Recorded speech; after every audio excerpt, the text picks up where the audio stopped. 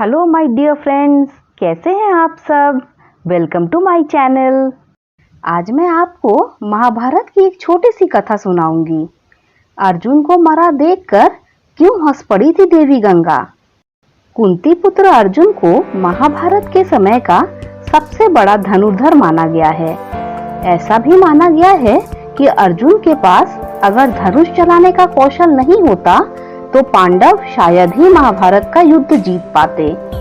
साथ ही अधिकतर लोग यही जानते हैं कि अर्जुन की मृत्यु पांडवों के सशरीर स्वर्ग यात्रा के दौरान हुई थी। लेकिन महाभारत में ऐसे भी कथा पढ़ने को मिला है जिसमें यह बताया गया है कि अर्जुन की इससे पहले भी एक बार मृत्यु हो चुकी थी और देवी गंगा अर्जुन की मृत्यु पर मुस्कुराने लगी थी। कथा के अनुसार महाभारत युद्ध में विजयी होने के बाद ज्येष्ठ पांडव युधिष्ठिर हस्तिनापुर के राजा बने। कुछ दिन पश्चात श्री कृष्ण के कहने पर युधिष्ठिर ने अश्वमेध यज्ञ का आरंभ किया। नियमानुसार यज्ञ के अश्व को अर्जुन के नेतृत्व में छोड़ दिया गया। अश्व जहां जाता अर्जुन अपनी सेना के साथ उसके पीछे पीछे जाते।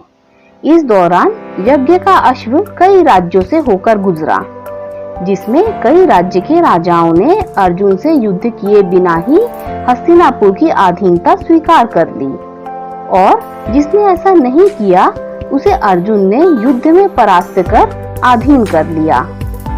इसी क्रम में अश्वमेध यज्ञ का अश्व एक दिन मणिपुर पहुंचा।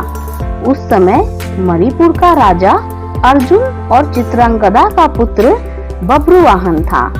बब्रुवाहन ने जब ये सुना कि उसके पिता अर्जुन उसके राज्य में पधारे हैं तो वह उनके स्वागत के लिए राज्य की सीमा पर पहुंचा और अपने पिता अर्जुन को देखते ही उनके स्वागत के लिए आगे बढ़ा। लेकिन अर्जुन ने उसे रोक दिया। अर्जुन ने बब्रुवाहन से कहा, मैं इस समय तुम्हारा पिता नहीं हूँ बल्कि हस्तिनापुर नरेश का प्रतिनिधि हूँ, इसलिए क्षत्रिय नियम अनुसार तुम्हें इस समय मुझसे युद्ध करना चाहिए। उसी समय अर्जुन की दूसरी पत्नी उलूपी वहां गई और बब्रुवाहन से बोली, पुत्र तुम्हें अपने पिता के साथ युद्ध करना चाहिए और अगर तुम ऐसा नहीं करोगे तो ये तुम्हारे पिता का अपमान होगा। माता की आज्ञा पाते ही बब्रुवाहन युद्ध के लिए तैयार हो गया। इसके बाद अर्जुन और बब्रुवाहन के बीच घोर युद्ध हुआ। काफी समय तक युद्ध चलने के बाद जब कोई परिणाम न निकला तो बब्रुवाहन ने कामाख्या देवी से प्राप्त दिव्य बाण से अर्जुन पर प्रहार किया, जिससे अर्जुन का सिर धड़ से अलग हो गया। यह देख हस्तिनापुर के सेना में सन्नाटा पसर गया, क्योंकि युद्ध में बब्रुवाहन ने अर्जुन से पहले भीम को भी परास्त कर दिया था। इधर यह बात जब श्री कृष्ण को पता चली तो वह तत्काल द्वारिका से मणिपुर के लिए निकल पड़े। उधर अर्जुन की माता कुंती भी अर्जुन की मृत्यु की खबर सुनकर मणिपुर के लिए निकल पड़ी। मणिपुर पहुंचकर अर्जुन को धरती पर पड़ा देखकर श्री कृष्ण को गहरा धक्का लगा। तभी श्री कृष्ण ने देखा कि देवी गंगा अर्जुन की मृत्यु पर मुस्कुरा रही है। इतने में ही कुंती भी वहां पहुंच गई। वह अपने पुत्र के शव को गोद में लेकर विलाप करने लगी। कुंती को विलाप करता देख देवी गंगा से ना रहा गया। वह कुंती से बोली, हे कुंती, तुम व्यर्थ में रो रही हो, क्योंकि तुम्हारे पुत्र को उसके कर्मों का फल मिला है। मेरा पुत्र भीष्म इसे अपने पुत्र की तरह स्नेह करता था, फिर भी इसने शिखंडी का सहारा लेकर मेरे पुत्र का वध कर डाला। मैं भी उस समय ऐसे ही रोई थी और तुम आज अपने पुत्र के लिए रो रही हो। मैंने अपने पुत्र के वध का बदला ले लिया, क्योंकि जिस कामाख्या देवी के बाण से बब्रुवाहन ने अर्जुन का सिर धड़ से अलग किया है वह मेरे द्वारा ही प्रदान किया गया था। देवी गंगा के मुख से बदले की बातें सुनकर श्री कृष्ण हैरान रह गए और बोले, हे देवी, आप किस बदले की बात कर रही हैं? आप किस किस से बदला लेंगी? अर्जुन की माता कुंती से या फिर अर्जुन से? आप एक माता से प्रतिशोध कैसे ले सकती हैं?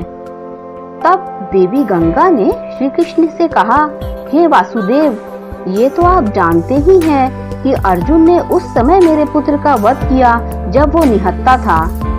अर्जुन का क्या ऐसा करना उचित था? तो अर्जुन का वध उसी के पुत्र के द्वारा मैंने कराकर क्या गलत किया?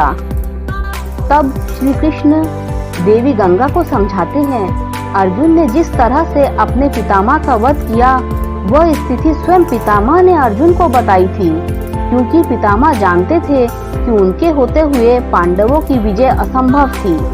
इसीलिए उन्होंने स्वयं युद्ध से हटने का मार्ग अर्जुन को बताया था। अर्जुन ने तो बब्रुवाहन के प्रहारों को सिर्फ रोका है, स्वयं प्रहार तो नहीं किया। अर्जुन ने तो कामाख्या देवी द्वारा दिए गए दिव्य बाण और आपका मान बढ़ाया है। कृष्ण के तर्क को सुनकर गंगा दुविधा में पड़ गई और श्री कृष्ण से इस दुविधा से बाहर निकलने का मार्ग बताने को कहा। तब श्री कृष्ण ने देवी गंगा से प्रतिज्ञा वापस लेने को कहा। फिर देवी गंगा ने अर्जुन के सिर को धड़ से जोड़ने का रास्ता बताया और उसके बाद श्री कृष्ण ने अर्जुन की पत्नी और बब्रुवाहन की सौतेली माँ उलूपी से नारायण मणि द्वारा अर्जुन को जीवित कर दिया। ये थी महाभारत की एक छोटी सी कथा। अगर आपको ये कथा अच्छी लगी हो तो लाइक कर दीजिए, मेरे चैनल को सब्सक्राइब कर दीजिए। जब आप मेरे चैनल को सब्सक्राइब करें तो बेल का आइकन भी दबा दीजिए, जिससे मेरी आने वाली सारी कथा कहानियाँ आप तक सबसे पहले पहुँच जाए। Thanks for listening.